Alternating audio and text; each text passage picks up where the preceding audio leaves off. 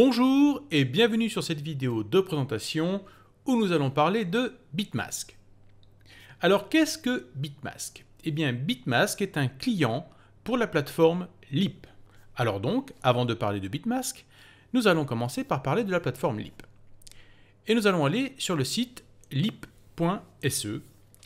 Et cette plateforme Leap est donc une plateforme qui va agréger plusieurs services vous permettant de chiffrer vos communications.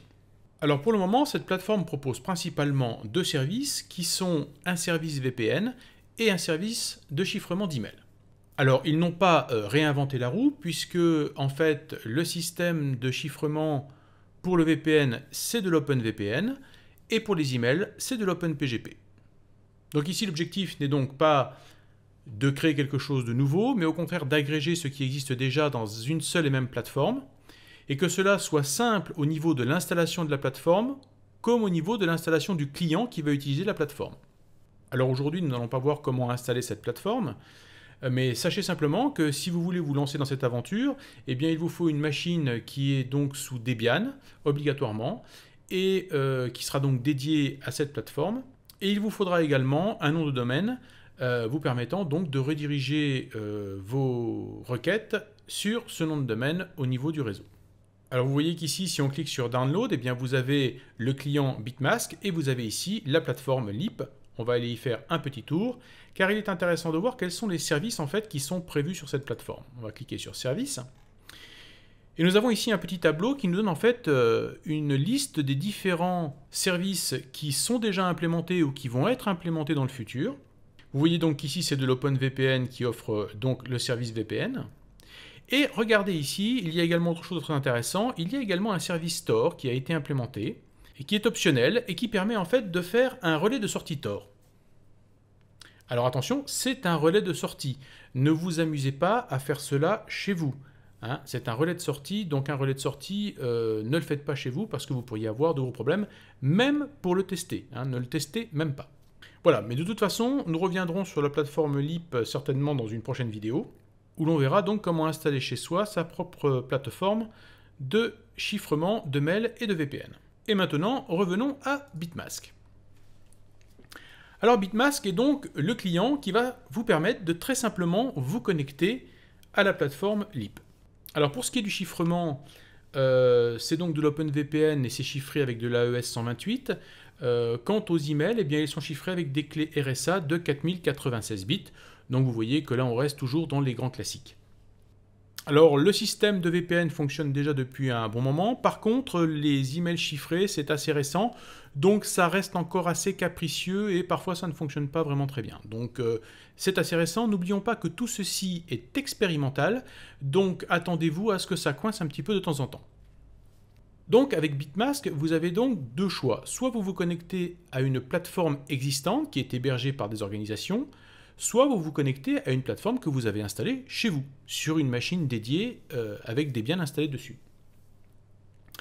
Donc ici, nous n'avons pas de machine Debian avec la plateforme Leap, donc nous allons aller nous connecter soit au serveur de Bitmask, soit vous pouvez également vous connecter aux serveurs qui sont sur CalyxNet, soit aux serveurs qui sont également hébergés chez RiseUp.net.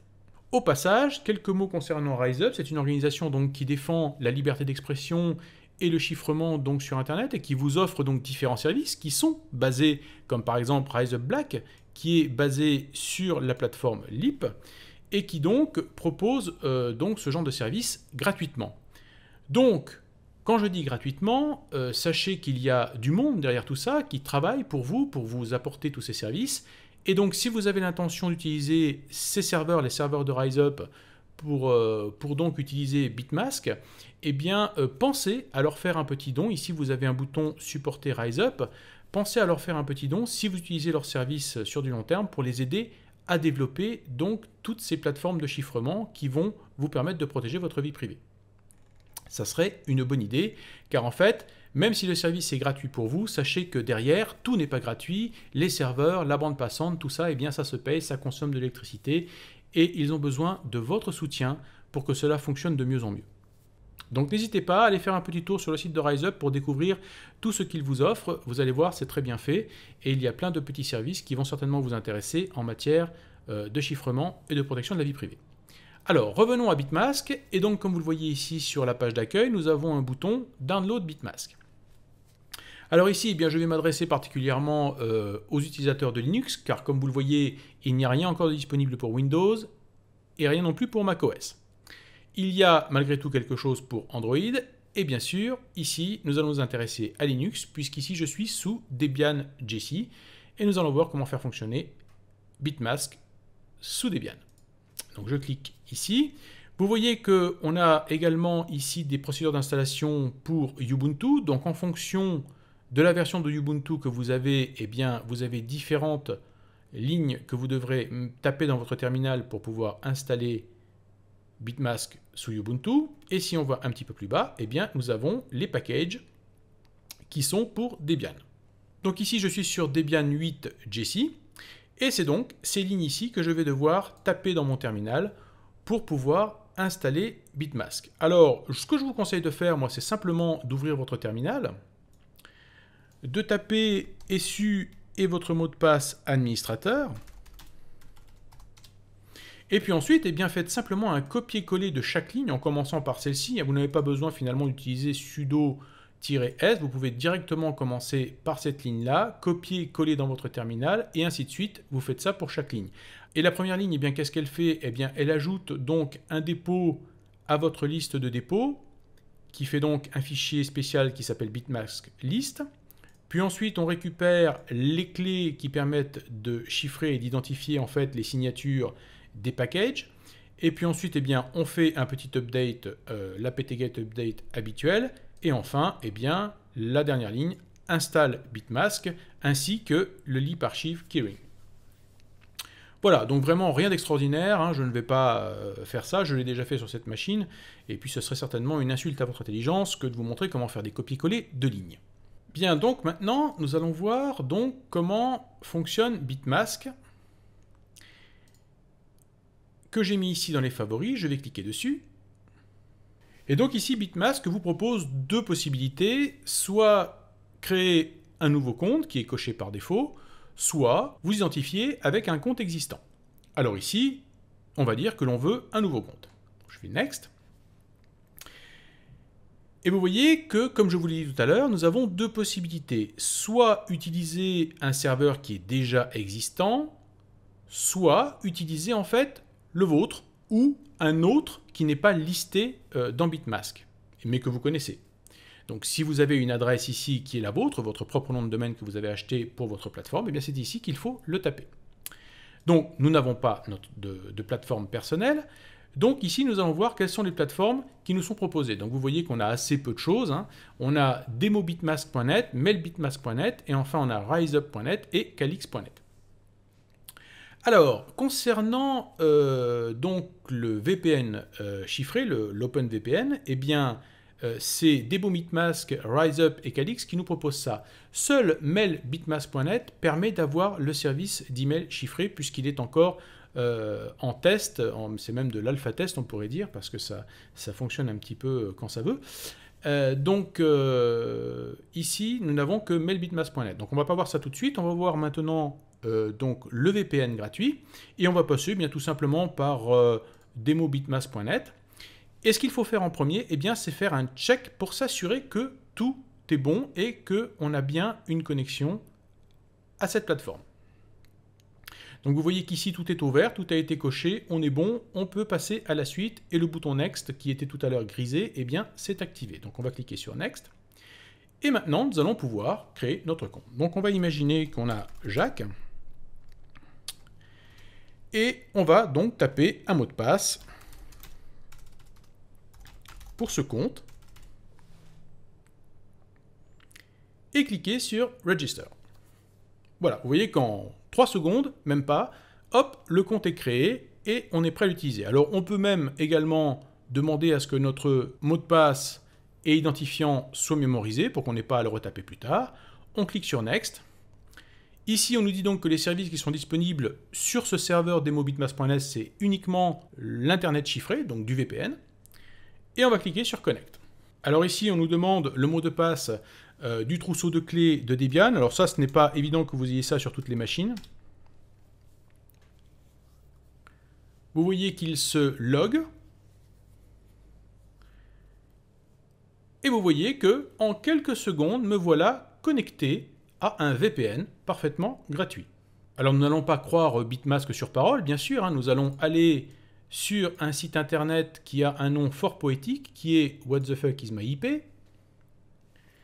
Et vous voyez qu'ici, eh bien, je peux vous l'assurer, ce n'est pas mon adresse IP.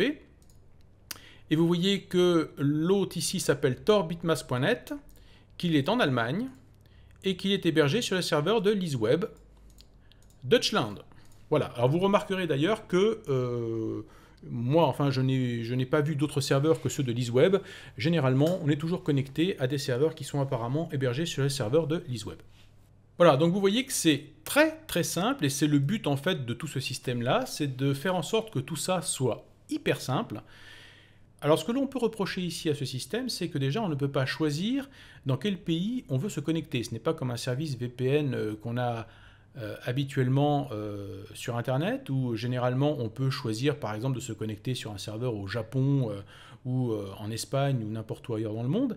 Ici, vous n'avez pas le choix, on vous connecte directement au serveur de la plateforme qui est ici hébergée sur demobitmask.net. Donc ici, pas de choix géographique. Également, il n'y a rien ici qui vous garantit que lorsque la connexion aura un problème, c'est-à-dire qu'il y a peut-être le serveur qui tombe en panne, que ça se déconnecte, eh bien, il n'y a rien qui va vous avertir que vous n'êtes plus sur le VPN, et donc vous allez vous retrouver de nouveau avec votre adresse IP qui sera visible sur le net, qui ne sera plus masquée, et vous n'avez rien qui vous avertira de la déconnexion. Donc voilà juste les deux petits reproches que je pourrais faire. Sinon, pour le reste, ça fonctionne extrêmement bien.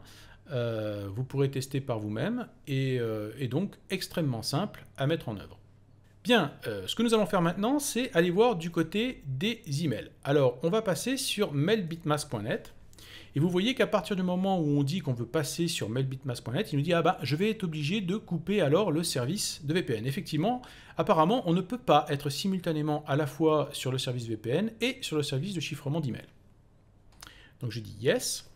Et nous voilà donc sur le service de chiffrement d'email. Mais là, le problème, c'est que ce compte-là, vous allez le voir, si j'essaye de me loguer avec le compte que je viens de créer, il me dit « ce n'est pas possible ». En effet, vous devez avoir un compte sur chaque nom de domaine. Les comptes ne sont pas communiqués entre serveurs en fait. Donc pour chaque nom de domaine, vous devrez créer un compte. Donc je vais ici de nouveau cliquer sur Create Account. Je vais faire Next. Je vais choisir donc mailbitmask.net.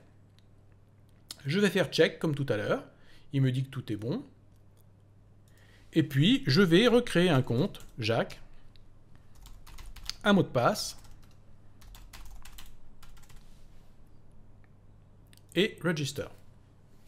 Voilà, en une seconde, c'est fait. Je lui dis de se souvenir de mon mot de passe. Il me dit bien que le service ici qui est proposé, c'est de l'email chiffré. Je clique sur Connect, et c'est parti.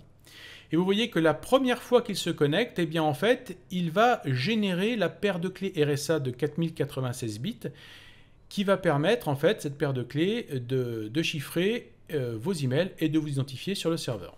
Alors vous verrez que cette génération de clés peut parfois bien se passer et parfois ne pas se passer du tout. Comme je vous l'ai dit tout à l'heure, c'est encore de la bêta, voire de l'alpha, donc c'est très expérimental et ça coince parfois un petit peu. Alors, pour vous montrer un petit peu ça, parce que sinon vous voyez que ça prend plutôt longtemps à générer, je vais vous montrer un compte qui existe déjà. Donc nous allons nous déconnecter. Ce que je vais faire, c'est que je vais quitter Bitmask et le relancer, ça ira plus vite. Alors je vais dire Login with my credential et je vais donc ici me connecter avec un compte que j'ai déjà créé précédemment.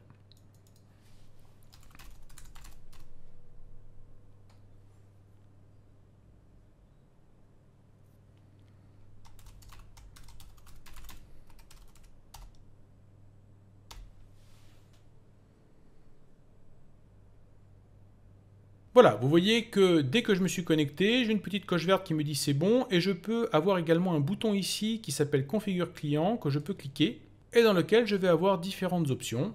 Vous avez entre autres des informations qui vous indiquent quoi mettre dans vos clients d'email pour pouvoir utiliser ce chiffrement.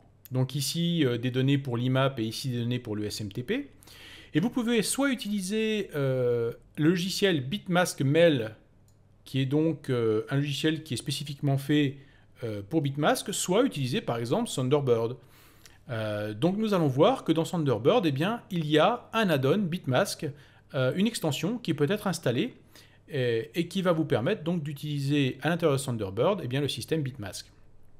Ici, vous avez les clés de chiffrement donc RSA, que vous pouvez d'ailleurs exporter, puisqu'elles sont tout à fait compatibles avec toutes les autres clés OpenPGP. Et puis d'autres clés, fingerprints et autres, qui permettent de vous identifier sur le réseau. Voilà, alors nous allons fermer cette fenêtre et nous allons faire un petit tour, donc en fait, sur le logiciel IceDove, qui se trouve par défaut sur Debian. Alors IceDove, eh bien, c'est strictement l'équivalent de Thunderbird, hein, c'est exactement le même logiciel. On va cliquer sur I think I'll configure my account later.